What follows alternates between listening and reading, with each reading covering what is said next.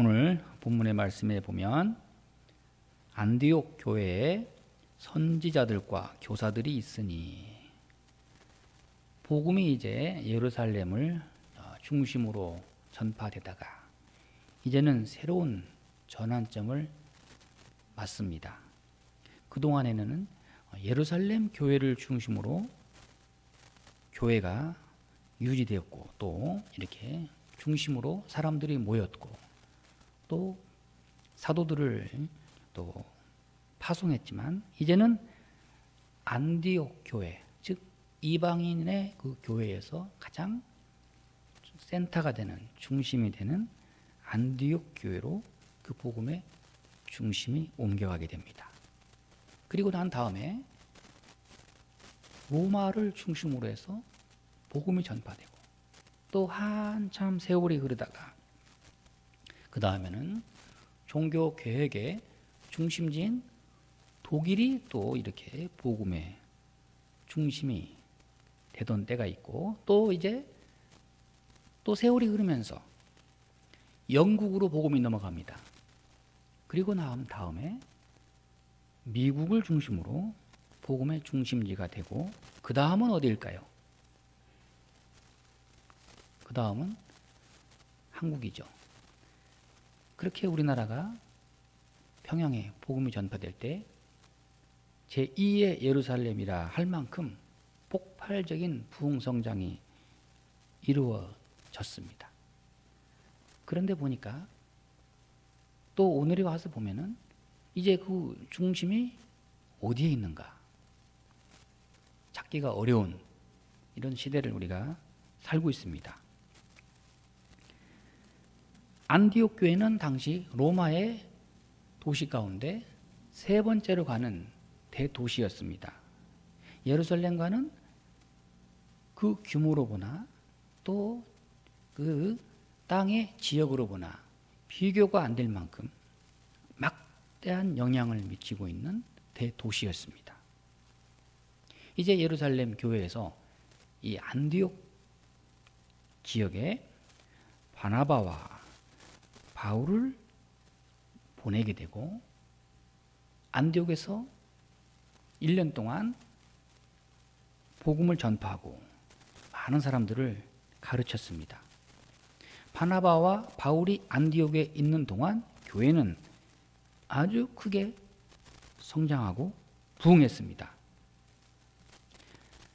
바나바와 바울은 그 안디옥에 머물면서 하나님이 이렇게 우리를 통해서 교회를 이뤄가시는구나, 그러면서 더 큰 부흥을 기대하면서 그렇게 하나님의 교회를 섬겨 나갈 때 하나님께서는 다른 길로 또 인도하십니다. 오늘 말씀에 안디옥에서 다시 새로운 또 다른 지역으로 복음을 전하도록 바나바와 사울을 따로 보냅니다. 어쩌면 이 주의 사도들은 안디옥에서 오랫동안 머물고 싶었을 것입니다. 사람도 많고 교회도 부흥하고. 그런데 오늘 말씀에 보니까 성령은 그렇지가 않습니다.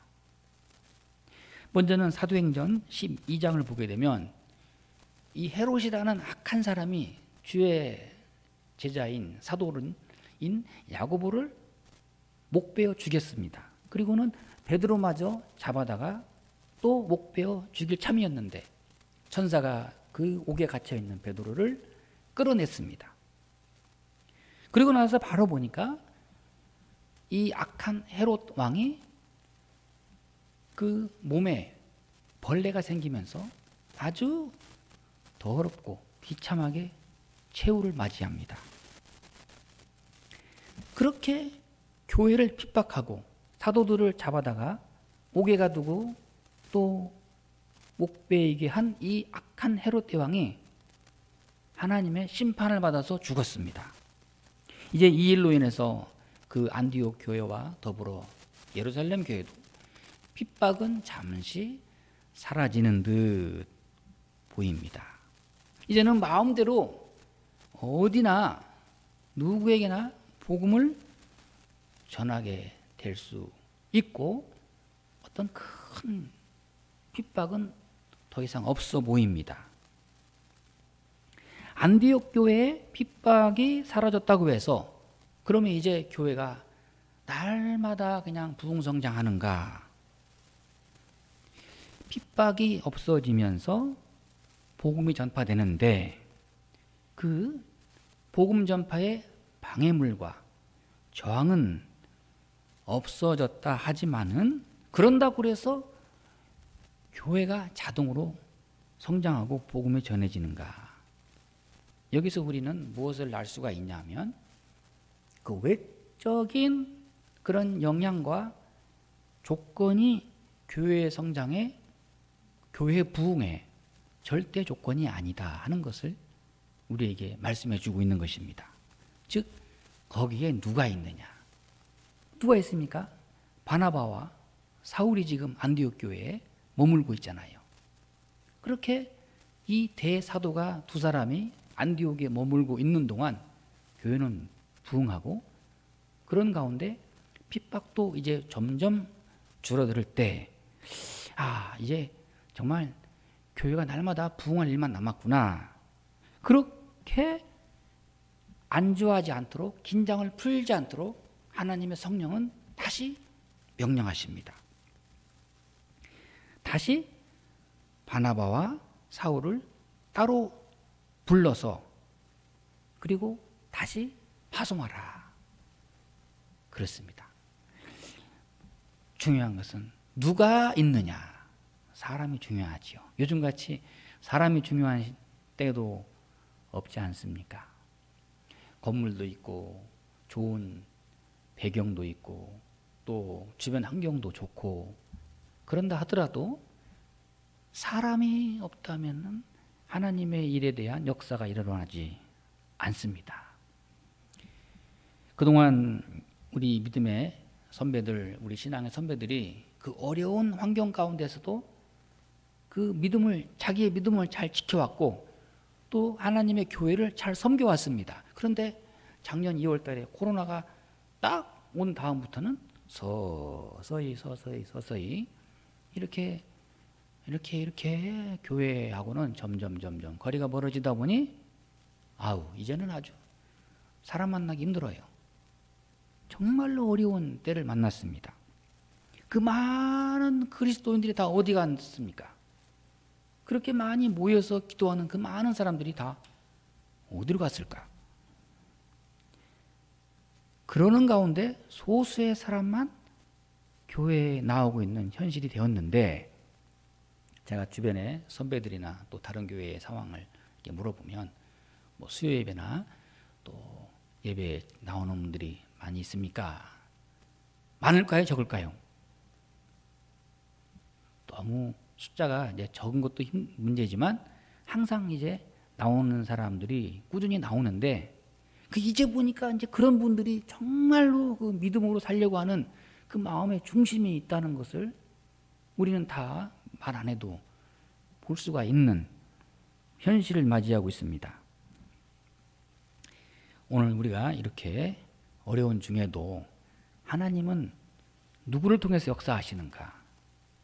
안디옥 교회 그 많은 사람들을 하나님께서 다 쓰신 것이 아니고 바나바와 바울 그 몇 사람이 있음으로 해서 그 교회가 제2의 예루살렘과 같은 그런 부흥이 일어나고 성장한 것입니다. 이제 또 다시 보면 다른 사람도 말씀하고 있는데 13장 1절에 보니까 니게르라 하는 시므온과 구레네 사람 루기오와 분봉왕 헤롯의 젖동생 마나엔과 및 사울이라. 지금 이렇게 주님의 일에 헌신하고 섬기는 주의 사도들을 본문에서 말씀하고 있습니다. 이 다양한 사람들. 그런데 보니까 헤롯의 젖동생 마나엔. 젖동생이란 말이 무슨 말일까 찾아보니까 아주 가까운 사람. 한 어머니의 젖을 먹고 자란 동생 뭐 그런 뜻인 것 같습니다. 아무튼 이렇게 근데 문제는 이게 헤롯의 젖동생이에요. 헤롯이라는 사람은 아주 정치적으로 권세가 있는 사람입니다.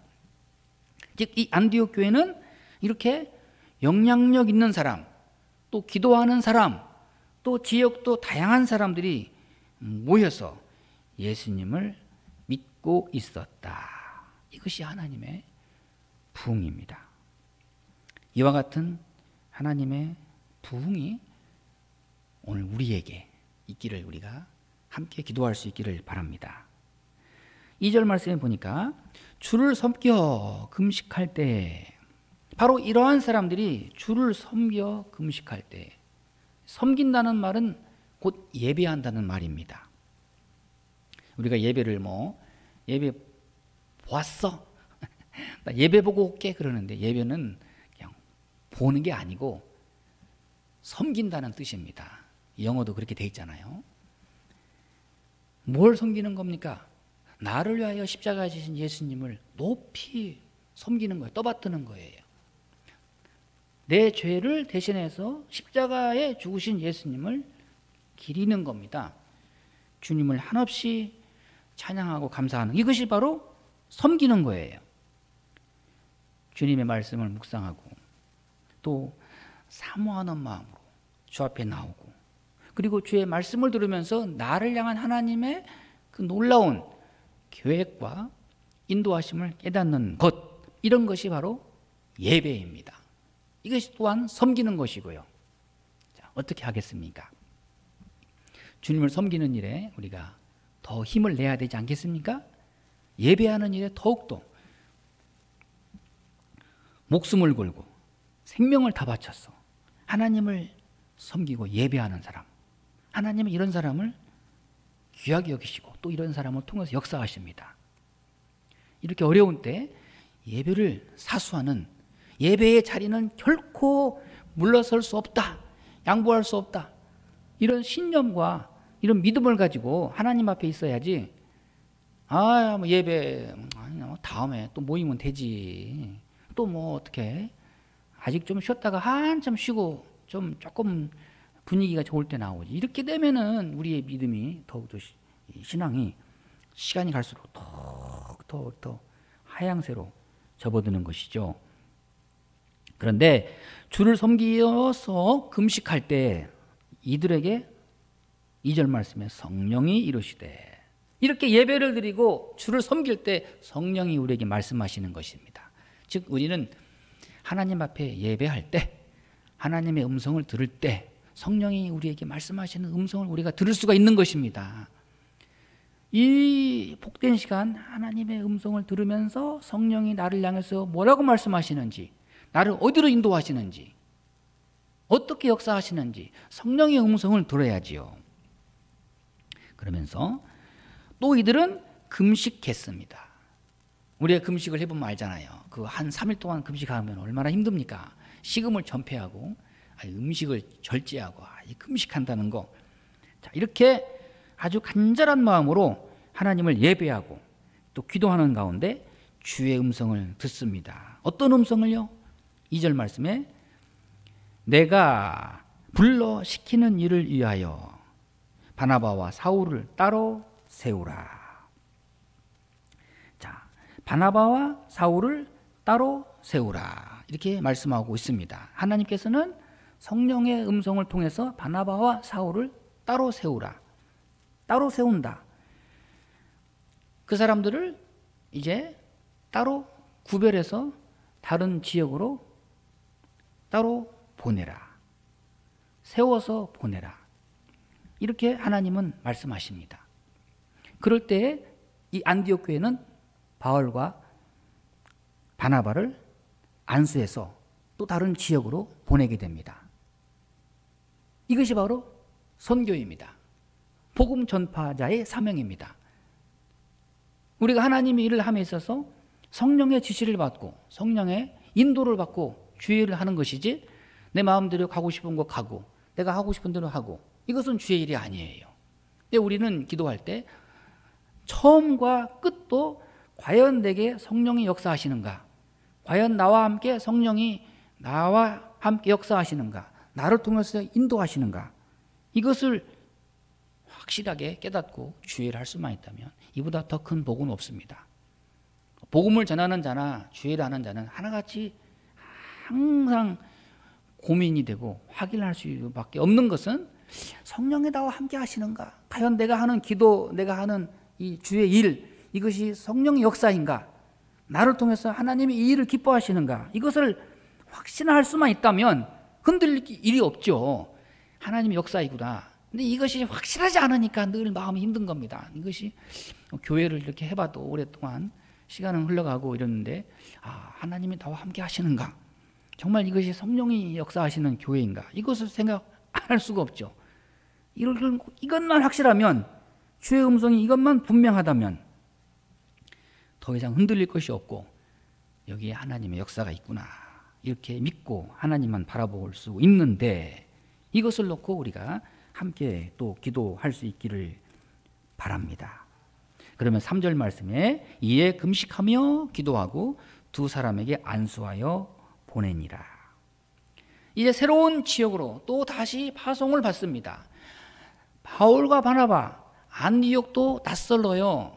본래 자기 지역이 아니잖아요. 거기까지 멀리 온 것도 고되고 타향살이 낯설고 고달프지만 하나님의 은혜 가운데 잘 지냈습니다. 또 복음을 전파했습니다. 이제 또다시 이 둘을 따로 안수하고 그리고 보내라, 또 파송하라, 이렇게 말씀하고 있습니다. 안디옥 교회, 사도와 함께, 바울과 함께 바나바는 또 새로운 지역으로 성령에 이끌려 복음 전파자로 파송을 받습니다. 하나님은 주의 일에 열심인 사람, 성령 충만한 사람, 그 한 곳에 오래 머물지 않도록 또 인도하시고, 또 새롭게 낯선 곳으로 부르시고 하나님이 함께 하시는 것을 우리가 볼 수 있습니다. 안디옥 교회는 이와 같이 정식으로 바나바와 사울을 제2로 선교사로 공식적으로 파송을 합니다. 그리고 안디옥 교회는 선교의 본부가 됩니다. 즉 보내는 교회가 되고 기도하는 교회가 되고 파송하는 교회가 됩니다. 선교는 이와 같이 보내는 교회가 있고 또 보냄받은 자가 있어서 복음이 전파되고 하나님의 교회가 세워지는 것입니다. 나 혼자 주의 일 하겠다고 요즘은 그런 생각을 많이 해봅니다. 교회를 개척을 한다, 교회를 세운다. 그런데 사실은 엄밀히 보면 이 세상 그 누구도 교회를 세울 사람은 없어요. 또 교회를 개척한다 그래도 뭐 목회자 혼자 또는 가족 이렇게 해서 시작은 했지만, 그런다고 교회가 그렇게 자립을 하고 또 세워지는 것이 쉽게 되지 않는다는 거. 그럼 무엇이 필요한가? 보내는 교회가 있어야지요. 또 그 새롭게 시작하는 교회를 위해서 계속해서 기도해 주는 기도의 처소가 있어야 되고, 또 파송받은 보냄을 받은 사도와 같은 그런 마음으로 복음을 전하는 자가 있을 때 이 어우러져서 하나님의 교회가 세워지는 것, 이것이 진정한 교회의 모습입니다. 오늘 이렇게 바나바와 사울이 다시 한번 보냄을 받아서 새로운 지역에서 이제 복음을 전파하게 됩니다. 4절 말씀에 두 사람이 성령의 보내심을 받아. 누구요? 바나바와 사울이 성령의 보내심을 받아. 즉 안디옥 교회의 교인들이 안수해서 보냈지만 성경의 말씀은 안디옥 교회가 보내서라고 말씀하지 않고 성령의 보내심을 받아 그리고 그렇게 파송을 받았더라. 어떻습니까? 보내는 자의 주체가 성령이지요. 이 성령의 역사 앞에 쓰임 받을 수 있다는 거, 이건 놀라운 일이죠. 그건 누가 아느냐? 기도하는 사람은 알아요. 기도하는 사람은 성령이 나를 감동시키고 나와 함께 하시고 나를 역사하시는구나. 성령 받은 사람은 성령의 강한 부르심에 거부할 수 없는 뜨거운 열정이 있어요. 확신이 있습니다. 성령의 지시를 받고 있다는 확실한 믿음이 있어요. 이런 사람은 밤에 잠도 제대로 안 와. 그냥 눈만 뜨면 어떻게 이 주의 일을 감당할까? 어떻게 이 사역을 감당할까? 요즘에는 그냥 꼭 자다가 한 번씩 매일 꿈꾸는 것 같아. 그런 거 어디 가서 막 교회 복음을 전하는 꿈을 꾸고 또 잠을 깨고 막 그러는데, 자꾸 왜 그렇게 그런 생각을 많이 해서 그런지 무슨 일을 해도 누구를 만나도 어디를 가도 어떤 말을 해도 누구에게 가서 복음을 전하고 싶고 어디 가서 사람 만나고 싶고 어떻게 하면 주의를 감당할 수 있을까? 왜 그렇습니까? 성령이 함께하시기 때문에, 성령의 감동 가운데 살아가고 있기 때문에.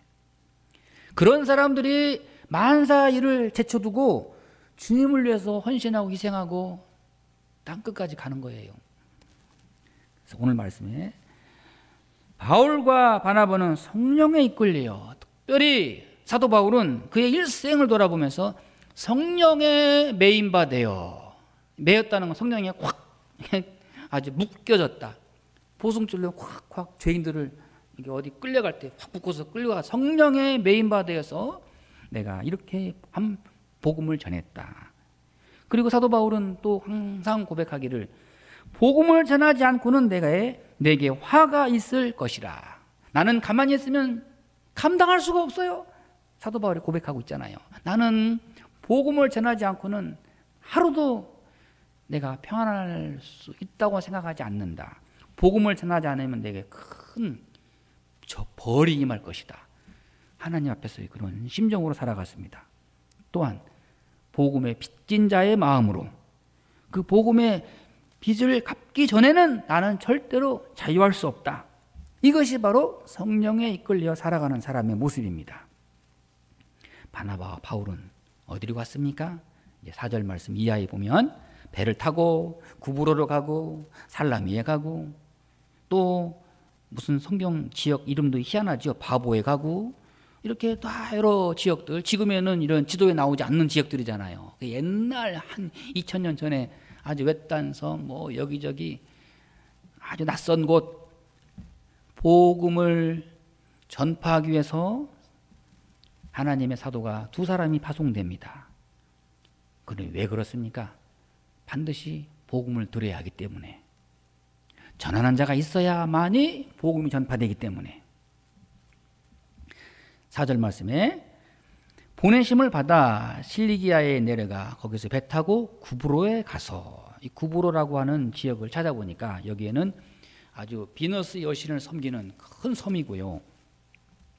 또 살라미 이런 여러 큰 이런 도시, 섬을 중심으로 해서 복음을 전하는데, 어떻게 복음을 전하는가? 5절 말씀에 보니까 하나님의 말씀을 유대인의 여러 회당에서 전할세.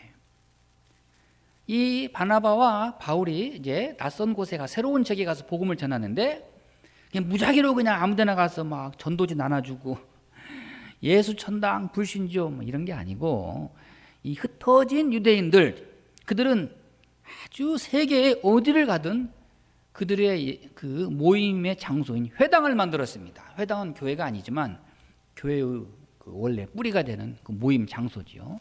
그들 유대인들만 모이는 그 동네 회관 같은 그런 장소를 꼭 만들어서 그들은 안식일이 되면 어떤 일이 있어도 만사 제쳐놓고 반드시 모이거든요. 사도 바울이 그 가는 곳마다 그 유대인들이 모여서 모임을 이루는 회당을 중심으로 해서 가서 당당하게 복음을 전파합니다. 그리고 요한을 수행원으로 두었더라. 사도 바울 혼자 복음을 전파하지 않고 요한을 통해서 또 함께 동행하면서 복음을 전파합니다. 요한은 누구인가? 마가의 다락방의 그 주인의 아들 바나바의 조카이지요. 사도 바울 복음을 전파하는 가운데 그러한 동행인, 또 수행원, 동역자, 디도, 디모데 이런 사람들이 함께 복음을 전하면서 그들을 훈련시켜서 또 어느 지역에 가서 또 거기에 교회가 세워지면 또 다른 지역에 가서 복음을 전파하면서 또 거기에 제자들을 남겨두고, 이렇게 해서 복음의 그 전파가 끊어지지 않도록, 주의 일이 끊어지지 않도록, 또 복음 전파자가 다른 곳에 가서 복음을 전할 때 그 일이 단절되지 않도록 항상 사도 바울은 이렇게 함께 하는 동역자를 통해서 복음을 전파했습니다. 오늘 또 우리가 복음 전파하고 교회를 세워나갈 때 동역자가 있어야 됩니다. 동역자를 위해서 우리가 함께 기도할 수 있기를 바랍니다. 7절 말씀해 보시면 이제 아주 특별한 사람을 만납니다. 그가 총독 서기오 바울과 함께 있으니 서기오 바울, 이 사람은 지혜 있는 사람이라. 이 사람은 유대 사람이 아니에요. 거기에 어떤 지역을 다스리고 있는 로마에서 파견된 총독입니다. 근데 이름도 참 서기오 바울이에요. 이름이 벌써 조금 그 이스라엘 사람의 냄새가 나지 않습니까? 이러면서 이 사람들은 이 서기오 바울은 당시에 상당히 지혜 있는 사람이라. 어떤 지혜가 있는 사람일까? 이 사람은 정치적으로 수완이 좋은 사람이라. 이렇게 말씀하지 않고 지혜 있는 사람이라. 어떤 지혜인가? 7절 말씀, 바나바와 사울을 불러 하나님의 말씀을 듣고자 하더라. 이것이 지혜입니다. 그 높은 자리에 있으면서 이 낯선 지역에 새로운 사람이 들어와서 하나님의 말씀을 전파한다는 소리를 듣고 그 두 사람을 나에게 데려오라. 내가 그 두 사람의 복음을 들어야 되겠다. 이 사람을 하나님께서는 지혜 있는 사람이다. 지혜는 듣는 데서 옵니다. 우리 하나님의 말씀을 듣고 또 하나님 음성만이 아니라 사람의 소리를 잘 듣고 또 남의 얘기를 잘 듣는 사람은 지혜 있는 사람이에요. 어리석은 사람은 항상 자기 말만 하고 항상 남의 이야기는 귀담아 듣지 않고. 어쨌든 제일 중요한 건 하나님의 말씀을 듣고자 하는 사람의 마음이 지혜로운 사람입니다. 그래서 그 열왕기 상에 보면은 이 솔로몬이 하나님 앞에 기도하기를 지혜를 구하잖아요. 하나님께서 솔로몬아, 너는 내게 구하라. 내가 내게 무엇을 줄까? 하나님이여 지혜를 주옵소서. 근데 그 히브리어 원문에 보면은 듣는 마음을 주옵소서. 서기오 이 바울은 지혜 있는 사람이었습니다. 그 예수 그리스도의 복음을 전하는 사울과 바나바와 이 복음을 드려야 되겠다. 그런데 오늘 본문의 말씀 보니까 8절 말씀에 마술사 엘루마는 그들을 대적하여 총독으로 믿지 못하게 힘쓰니. 이 사람은 유대 사람입니다. 거짓 선지자인 마술사. 이 사람은 아주 못된 사람이에요. 항상 어디 가나 복음 전파하는데 방해꾼이 있잖아요. 아주 해방꾼이 있잖아요. 근데 집요하게 이 사람의 본업이 보니까 마술사예요. 또 이 사람은 유대 사람입니다. 아마도 이 총독 서기오 바울과 상당히 친분이 있는 사람 같은데 바울과 바나바가 복음을 전하려고 애쓰는데 이 아주 못된 이 마술사가 복음을 듣지 못하도록 자꾸 주변에서 서성이면서 방해를 하는 겁니다. 총독으로 하여금 믿지 못하게 힘쓰니. 이러면 어떻게 해야 되겠습니까? 믿지 못하게 하는. 나는 열심히 복음 전하고 싶은데 열심히 이 사람에게 구원의 복음을 전하고 애쓰는데 여기에 꼭 초를 치고 방해하고 약한 마귀 사탄이 있잖아요. 바로 이럴 때 바울은 9절 말씀에 바울이라고 하는 사울이 성령이 충만하여 그를 보고, 이럴 때 성령이 충만한 바울이 그 악한 마술사를 보고 책망을 합니다. 사람을 책망할 때도 이렇게 성령 충만한 가운데 말을 해야지 혈기 가지고는 안 되고 자기의 그 어떤 인간적인 지식 가지고는 그건 통하지가 않잖아요. 성령이 충만함을 가지고 성령 충만할 때 이 약한 이 마술사, 이 못된 해방꾼에게 사도 바울은 단호하게 지적합니다. 10절 말씀 보시면 모든 거짓과 악행이 가득한 자요 마귀의 자식이요 모든 의의 원수요 주의 바른 길을 굽게 하기를 그치지 아니하겠느냐. 얼마나 무서운 말씀입니까? 하나님의 말씀을 전파하는데 한 사람이 지금 구원을 인도받고 있는데 여기서 해방꾼의 역할을 해? 이 마귀의 자식이요 원수의 사람이요 악행과 거짓이 가득한 사람이요. 얼마나 사도 바울은 거침없이 이 저주를 부었습니다. 정죄하고 책망하고. 그리고 11절에 보라 이제 주의 손이 내 위에 있으니 내가 맹인이 되어 얼마 동안 해를 보지 못하리라. 너는 이제 한동안 앞을 못 보는 맹인이 될 것이다. 너를 인도해 줄 사람들을 찾느라 너는 상당히 고생할 것이다. 이게 얼마나 놀라운 하나님의 역사입니까? 하나님의 일에 방해하면 이렇게 엄청난 심판이 따라오잖아요. 근데 반대로 그 반대로 하나님의 일에 열심히 섬기고 함께하고 수종 들면 하나님께서 얼마나 많은 복을 주시겠어요. 하나님의 일에 방해, 물론 그런 일은 없어야 되겠지만 하나님의 일에 힘써서 섬기고 헌신하고 함께하는 그런 우리 모두가 될 수 있기를 바랍니다. 그러면서 이 서기오 총독 바울이라는 사람이 사도 바울의 이 책망 한마디로 이 마술사가 눈이 멀어버리는 것을 보고 12절 말씀에 총독이 그렇게 된 것을 보고 믿으며 주의 가르침을 놀랍게 여기니라. 깜짝 놀랐겠죠. 이게 말씀 한마디에 이 악한 마귀 새끼 같은 사람이 그냥 그 자리에서 눈이 머는 걸 보고 더 이상 복음이 필요가 없잖아요. 이렇게 하나님은 산자와 죽은 자를 심판하신다. 거짓된 자를 하나님께서 심판하신다. 이 총독, 이 사건을 보고 더 이상 말이 필요 없을 정도로 그러면서 놀랍게 여기니라. 사도 바울의 그 복음을 잘 듣고 귀담아 들었을 것이라 확신합니다. 이와 같이 하나님의 역사가 있는 곳에는 언제나 복음의 해방꾼이 있기 마련인데 그렇다고 우리가 복음을 양보해서는 안 됩니다. 아무리 우리를 힘들게 하고 아무리 우리가 가는 길이 어렵고 험난해도 하나님은 우리의 편입니다. 하나님은 우리를 통해서 복음의 역사를 인도하십니다. 하나님의 역사를 강력하게 담대하게 전파하고 또 주님이 우리와 함께하는 놀라운 일들을 우리가 기도하는 가운데 함께 체험할 수 있기를 바랍니다. 기도하겠습니다.